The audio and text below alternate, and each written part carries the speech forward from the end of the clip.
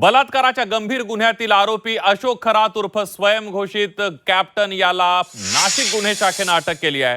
संबंधित आरोपी विरोधात बलात्काराचा गुन्हा दाखल करण्यात आला असून या प्रकरणाचा पुढील तपास सुरू करण्यात आला आहे। तपासादरम्यान पोलिसांनी तब्बल 58 व्हिडिओ जप्त केल्याची माहिती समोर आली आहे। या व्हिडिओमध्ये काही नामांकित महिला आणि सेलिब्रिटी संबंधित असल्याची माहिती वरिष्ठ अधिकाऱ्यांनी दिली आहे। पोलिसांकडून जप्त करण्यात आलेल्या व्हिडिओंची सखोल तपासणी सुरू असून त्यामधून आणखी धक्कादायक बाबी समोर येण्याची शक्यता व्यक्त केली जाते आहे। या संपूर्ण प्रकरणाचा आढावा घेणारा एक रिपोर्ट बघूया।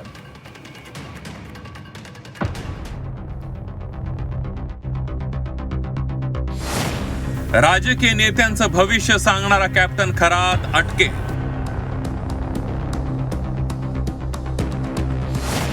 खरातवर महिलांचं लैंगिक शोषण केल्याचा आरोप। खरातच्या मोबाईलमध्ये 58 व्हिडिओ सापडले। हा चेहरा नीट पहा, हा आहे कॅप्टन अशोक खरात। स्वयंघोषित कॅप्टन असलेल्या अशोक खरातला तुम्ही अनेक राजकीय नेत्यांसोबत पाहिला असेल। काही राजकीय नेत्यांचा तो स्वयंघोषित गुरु आहे। या कॅप्टन अशोक खरातचं बिंग आता फुटलंय। नाशिक पोलिसांनी अशोक खरातची गचांडी वळली आहे। अनेक महिलांचं लैंगिक शोषण केल्याचा त्याच्यावर आरोप आहे। नाशिकच्या कॅनडा कॉर्नर परिसरात त्यानं ऑफिस थाटलं होतं। याच ऑफिसात त्यानं अनेक महिलांचं लैंगिक शोषण केल्याची माहिती पोलीस सूत्रांनी दिली आहे। महिलेने जी तक्रार दिली त्याच्याप्रमाणे गुन्हा दाखल करण्यात आलेला आहे आणि अजून त्याच्या प्रोफेशन बद्दल अजून तपासात काही निष्पन्न झालेलं नाही। आज नेमका पहिलाच दिवस आहे, तपास सुरू आहे। तर काही व्हिडिओ देखील आहेत, मोठ्या प्रमाणात व्हिडिओ आपण जप्त केलेले आहेत, सीसीटीव्ही म्हणा किंवा इतर, त्याबद्दल काय माहिती? सध्या तपास सुरू आहे, अजून भौतिक कोणताही पुरावा आपण जप्त केलेला नाही। कॅप्टन अशोक खरात याची कारकीर्द वादग्रस्तच म्हणावी लागेल। मर्चंट नेव्ही मधील निवृत्त अधिकारी, सुमारे 22 वर्षांच्या सेवा काळात तब्बल 154 देशांचा प्रवास केला। निवृत्तीनंतर त्याने कॉस्मोलॉजी या विषयाकडे लक्ष केंद्रित केलं। गुरु मुजुमदार यांच्या मार्गदर्शनाखाली कॉस्मोलॉजीचं शिक्षण घेतलं। ईशान्येश्वर मंदिराचे व्यवस्थापन पाहणाऱ्या शिवनिका ट्रस्टचे प्रमुख आहेत। राजकीय वर्तुळात भविष्य सांगण्यासाठी प्रसिद्ध आहेत। अनेक बडे नेते त्याची भेट घ्यायचे। 35 वर्षीय महिलेकडून त्याच्यावर आता बलात्काराचा आरोप करण्यात आलाय। नाशिकच्या सरकारवाडा पोलीस ठाण्यात गुन्हा दाखल करण्यात आलाय। नाशिक गुन्हे शाखेकडून त्याला अटक करण्यात आली आहे। कारवाईमध्ये 58 व्हिडिओ ही जप्त करण्यात आले।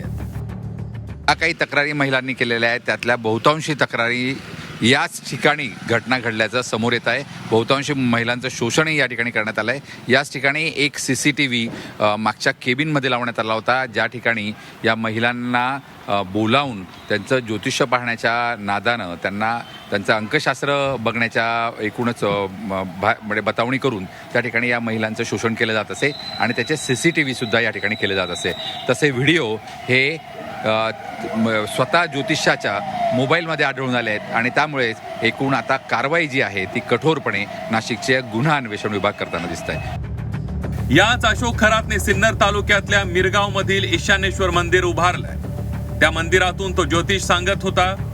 गेल्या काही वर्षांपासून ईशान्येश्वर मंदिरात राजकीय नेत्यांची रीघ लागल्याचं सांगण्यात येत आहे। याच मंदिरात राज्याच्या सर्वोच्च पदावर असताना एका नेत्यानं पूजा घातल्यानं हे मंदिर चर्चेत आल्याचं सांगण्यात येत आहे। एकूणच त्यांच्या भाकितांमुळे अनेक जण प्रभावित होत होते, ज्या प्रामुख्यानं अनेक राजकीय नेते यामध्ये प्रभावित होत होते आणि त्यामुळे आपली सत्ता टिकवून ठेवणं, आपलं स्थान आढळपद मिळवणं, मंत्रिपद मिळवणं किंवा तिकीटं मिळवणं यासाठी अनेक जण कॅप्टन खरातांकडे येत असत आणि त्यांच्या सल्ल्याने, त्यांच्या भाकितांच्या अनुसार ते वागत असत।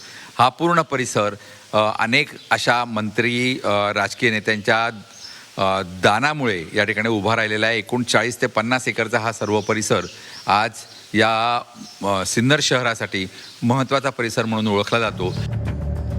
कॅप्टन अशोक खरातला अटक झाल्यानंतर त्याचे राजकीय वर्तुळातही पडसाद उमटले। शिवसेनेनेही कॅप्टन अशोक खरात बाबत आपली भूमिका स्पष्ट केली आहे। अशोक खरातला भेटला असेल पण त्याच्या सल्ल्यानं राजकीय निर्णय घेतला असं होत नाही, असं उदय सामंत यांनी म्हटलंय। अशोक खरातनं जे केलंय त्याची शिक्षा त्याला भेटायलाच हवी असं शिवसेनेनं म्हटलंय। असे अनेक लोक भेटत असतात, आपल्याला देखील भेटतात, आम्हाला देखील भेटतात, फोटो देखील निघतात.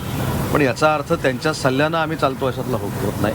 एखाद्या व्यक्तीनं जर चुकीचं काही केलं असेल तर त्याला शिक्षा झाली पाहिजे, ही आमची सगळ्यांची भूमिका आहे. त्याच्यामुळे एखाद्यानं वाईट कृत्य केल्यानंतर त्याचा समर्थन शिवसेना म्हणून आम्ही कोणी करणार नाही, हीच एकनाथ शिंदे साहेबांची भूमिका असते. नाशिकच्या गुन्हे अन्वेषण विभागानं अशोक खराची गच्चांडी वाळली आहे. लोकांचं भविष्य सांगणाऱ्या अशोक खराचं भवितव्य आता पोलिसांच्या हाती असणार आहे. योगेश खरे, झी 24 तास, नाशिक.